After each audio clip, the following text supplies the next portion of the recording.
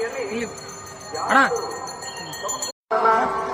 ನಿಲುಗಡೆ ಮಾಡತಕ್ಕದ್ದು ವಸ್ತುಗಳನ್ನು ಖರೀದಿ ಮಾಡುವಾಗ ನಿಮ್ಮ ವ್ಯಾನಿಟಿ ಬ್ಯಾಗ್ ಹಾಗೂ ಪರ್ಸ್ಗಳ ಬಗ್ಗೆ ಎಚ್ಚರವಿರಲಿ. ರಾತ್ರಿಯಲ್ಲಿ ಅಪರಿಚಿತ ವ್ಯಕ್ತಿಗಳಿಗೆ ನಿಮ್ಮ ವಸ್ತುಗಳನ್ನು ಹಾಗೂ ನಿಮ್ಮ ಮಕ್ಕಳನ್ನು ನೋಡಿಕೊಳ್ಳಲು ಹೇಳಬಾರದು.